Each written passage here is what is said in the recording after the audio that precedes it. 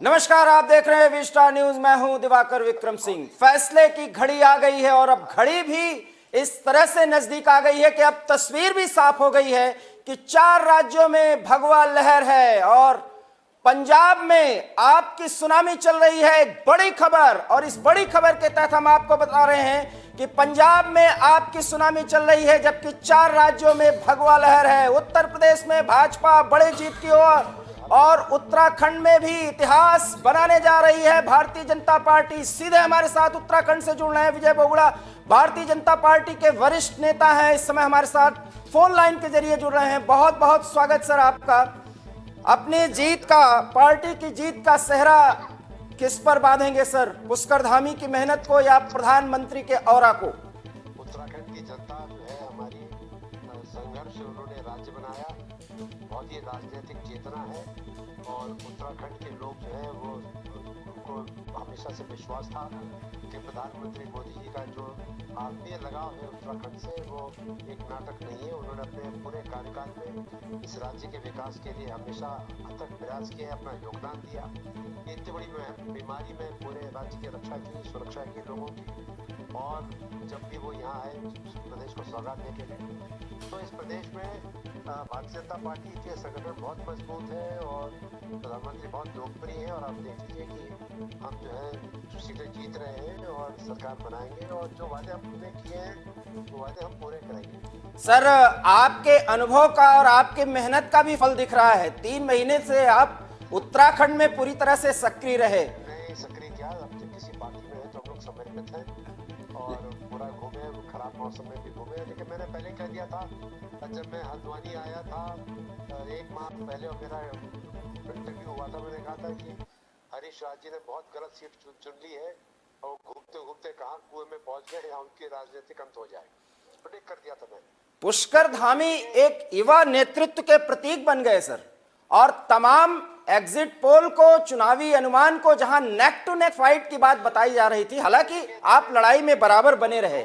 2-3-4 ने भारतीय जनता पार्टी को 46-43 सीटें दिखाई है। ऐसा नहीं इंडिया टुडे ने दिखाया, जनक ने दिखाया, लेकिन हम लोग जो धरातल पे रहते हैं ना, हम लोग जमीन पे जुड़े रहते हैं, हम लोगों को पता रहता है कि हवा किधर जा रही है। और ये लोगों की जो उम्मीदवारों की जो मार्जिन ऑफ विक्ट्री है वो उनके अपने व्यक्तिगत छवि के ऊपर है। लेकिन जो एक माहौल बनाया पूरे प्रदेश में कमल का, वो बनाया मोदी जी ने, नड्डा जी ने और अमित शाह जी ने। लेकिन पुष्कर धामी भी एक बड़े चेहरे के रूप में तो आएंगे। पुष्कर जी ने, धामी जी ने पिछले 6 महीने में जो गति दी शासन को, जिस तरह का योजना केंद्र सरकार की और राज्य सरकार की धरातल पे पहुंचाया है, तो सराहनीय कार्य किया है। और सब ये सबका जिसको बोलते हैं कलेक्टिव एफर्ट।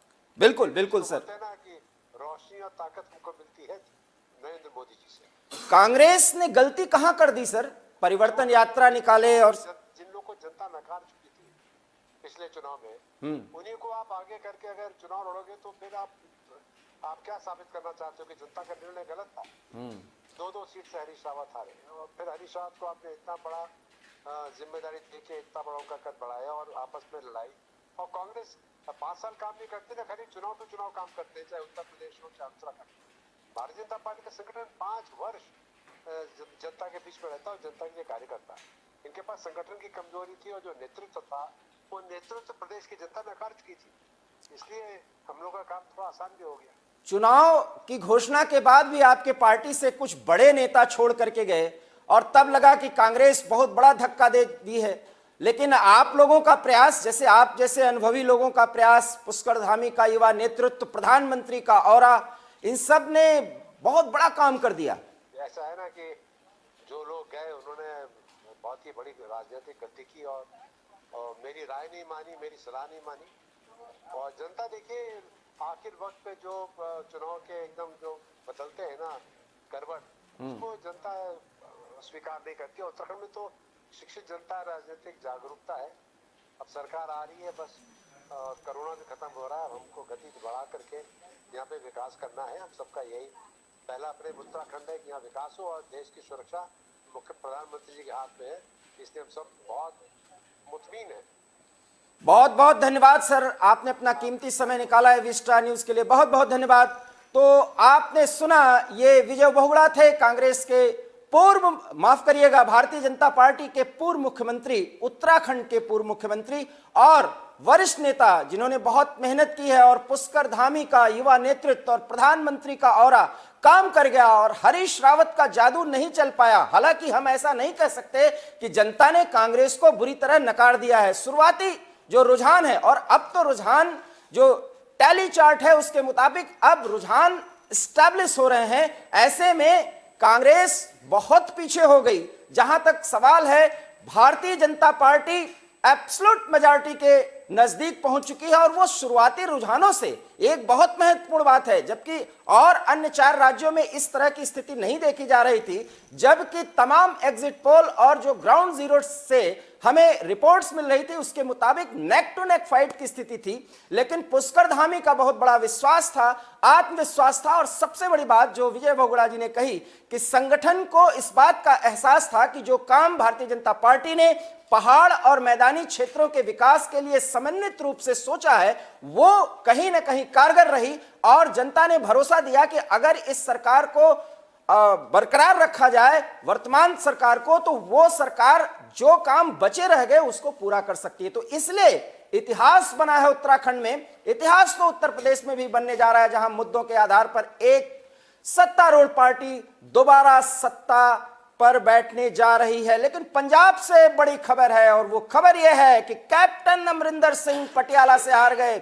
इस वक्त की ये सबसे बड़ी खबर हम आपको दे रहे हैं, जो हमारे इनपुट टीम ने अभी हमें उपलब्ध करा है कि कैप्टन अमरिंदर सिंह चुनाव हार गए हैं, जबकि गोवा और मणिपुर में भगवा लहराता हुआ दिख रहा है। 4 राज्यों में भगवा की लहर है। निश्चित रूप से प्रधानमंत्री के नेतृत्व को अगर राष्ट्रीय स्तर पर माना जाए तो उस नेतृत्व को भी एक बड़ी पक्का सबूत दिया है मतदाताओं ने कि उनका भरोसा प्रधानमंत्री पर कायम है, क्योंकि प्रधानमंत्री का ऑरा और राष्ट्रीय मुद्दे भी स्थानीय मुद्दों के साथ जुड़े, और एक तरह से 5 राज्यों के इस बार के चुनाव में स्थानीय और राष्ट्रीय मुद्दों के कंक्लूजन के साथ, उनके इंक्लूजन के साथ एक बड़ा जनमत तैयार हुआ, और जनमत का वो फैसला लगातार आ रहा है। एबी स्टार न्यूज पल पल की खबर दे रहा है आपके सामने।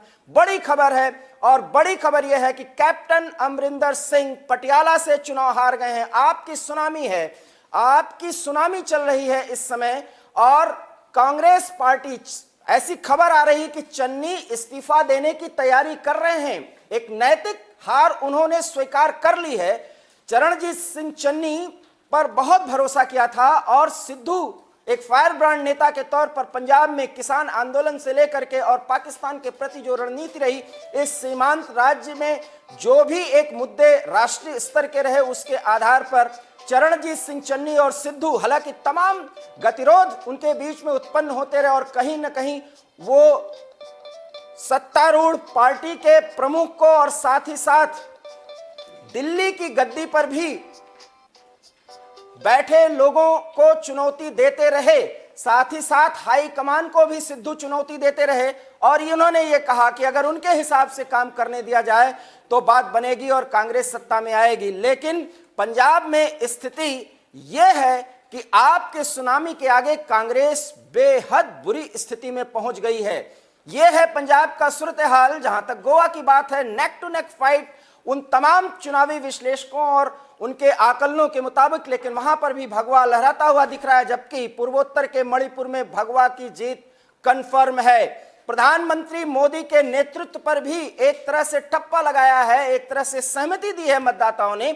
अब हम बात करते हैं उत्तर प्रदेश में एक बड़ी जीत की ओर, एक बड़ी जीत की ओर भारतीय जनता पार्टी आगे बढ़ रही है, और योगी आदित्यनाथ के नेतृत्व में भारतीय जनता पार्टी दोबारा सत्ता में आने जा रही है। अब लगभग ये तस्वीर साफ हो चुकी है। इसके पीछे वो तमाम मुद्दे रहे जिन मुद्दों के आधार पर भारतीय जनता पार्टी ने पूरा भरोसा जताया है अपने उन मतदाताओं के प्रति जिन्हें कनेक्ट किया है कानून व्यवस्था के मुद्दे ने, जिन्हें विकास के मुद्दे ने, और सबसे बड़ी बात भारतीय जनता पार्टी की तरफ से उन सभी 7 चरणों के दौरान, चाहे उनके जितने बड़े नेता हों या स्थानीय स्तर पर जो भी चुनाव, विधायकी का चुनाव लड़ रहे थे, उन सब ने ये कहने की हिम्मत जुटाई कि उन्होंने जो कहा वो किया। अब बड़ा सवाल है कि क्या कहा और क्या किया गया। एक ऐसे समय में जब कोरोना का दौर चल रहा था, तब प्रवासी मजदूरों की समस्या हो, या वहां से बाहर से जो रोजी रोटी कमा करके आ रहे थे उनके पुनर्वास की समस्या हो, और शायद 1 साल से अधिक समय तक लोगों को मुफ्त राशन देने की सुविधा हो, और इसके साथ साथ कानून व्यवस्था के साथ अपना अपना रोजी रोजगार करने का मुद्दा हो। इन सभी मुद्दों ने, माफ करिएगा, इन सभी मुद्दों ने जनता को कनेक्ट किया। और ये सारे मुद्दे उत्तर प्रदेश के चुनाव के वो मुद्दे बन गए जिन पर बदलाव का सपा का मुद्दा प्रभावी नहीं हो पाया।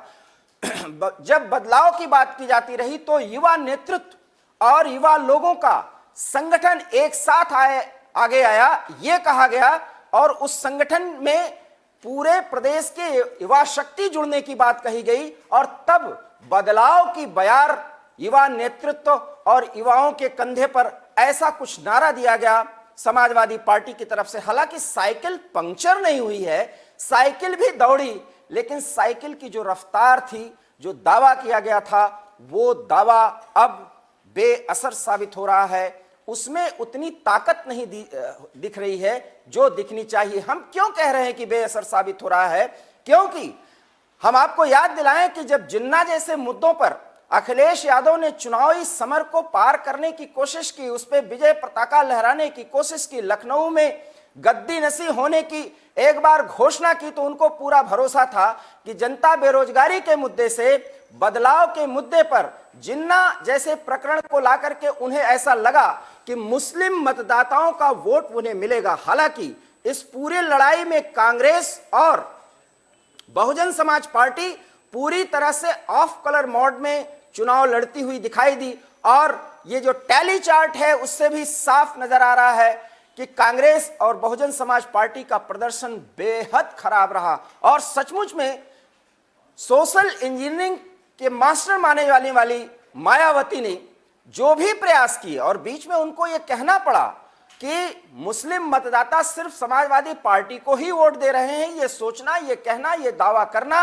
अगर अखिलेश की तरफ से भी किया जा रहा है तो पूरी तरह से गलत है। और अमित शाह ने भी इस तरह की बात का समर्थन किया था, और मायावती ने उनकी बात का समर्थन किया, आभार व्यक्त किया, और ये कहा कि ये अमित शाह की बड़प्पन है कि वो मानती हैं कि मुस्लिम मतदाता बहुजन समाज पार्टी को भी वोट दे रहे हैं। लेकिन जब मुस्लिम मतदाताओं का, और यह लोकतंत्र है, लोकतंत्र में हर मतदाता को स्वाधिकार होता है स्वविवेक का इस्तेमाल करके वो वोट डाले, ईवीएम तक अगर पहुंचा है, और उस मतदाता के भी दिमाग में बदलाव की बात अगर थी, तो समाजवादी पार्टी के साइकिल अच्छे रफ्तार में चली, ये दिख रही है। लेकिन बदलाव के इस बयार में जो बात स्थायित्व की थी, जो सरकार के कानून व्यवस्था का मुद्दा था, और जो कहा वो किया, ये मुद्दा हम आपको याद दिला दें, जिस पर चर्चा बहुत कम हो रही है, कि धर्म का कोई मुद्दा नहीं उठा। लेकिन भारतीय जनता पार्टी ने उस समय जब विपक्ष ने तमाम ये मुद्दों को उठाने की कोशिश की कि सिर्फ धार्मिक उन्माद बढ़ा करके, लोगों को लड़ा करके भारतीय जनता पार्टी चुनाव जीतती है, तब भारतीय जनता पार्टी ने धर्म के संदर्भ में किए गए काम को विकास से और पर्यटन से जोड़ करके उसको जनता के सामने पेश किया कि वहां के इर्द गिर्द के लोगों की पूरी जिंदगी और उनकी आर्थिक गतिविधि ही बदल सकती है जो काम किया गया है। मसलन अयोध्या का नए तरह से विकास करने का मामला हो, काशी नगरी का पूर्ण विकास करने का मामला हो, मथुरा को उसी विकास के रास्ते पर ले जाने का मामला हो, और इसके साथ साथ बुलडोजर का भी एक प्रकरण बहुत ज्यादा प्रभावी रहा। और तब यह बताया जाता था कि बुलडोजर प्रतीक है किसी भी कम्युनिटी के लोगों को, असरदार लोगों को प्रभावित करने का, और जबकि भारतीय जनता पार्टी ने यह साबित करने की कोशिश की जिन्हें असरदार बताया जा रहा है एक विशेष वर्ग से जुड़े नेताओं का, वो राजनीति में एक सफेद पोश अपराधी की भूमिका में है, जिनके आर्थिक गतिविधियां पूरी तरह से गैरकानूनी हैं, और उनके गैरकानूनी एस्टैब्लिशमेंट पर बुलडोजर भी चलाया गया। हम बात कर रहे हैं मुख्तार अंसारी और उनके पूरे साम्राज्य का जहां तक मुद्दा है, और रामपुर में भी जो कुछ भी आजम खां के साम्राज्य को तहस नहस करने की कोशिश हुई, उसको भी जनता ने स्वीकार किया कि जनता के आगे, उसके अपने शांति के आगे सब फीके पड़ जाते हैं। तो कुल मिलाकर के उत्तर प्रदेश और उत्तराखंड की जनता ने यह दिखाने की कोशिश की है कि फैसले का जो दिन है, उस दिन के लिए उसने जो सोचा उसने किया, और वो रिफ्लेक्ट हो रहा है। कुल मिला के भगवा 4 राज्यों में लहराता हुआ दिख रहा है। एक बड़े मार्जिन से विजय दर्ज करती हुई भारतीय जनता पार्टी उत्तर प्रदेश, उत्तराखंड और मणिपुर, गोवा में दिख रही है।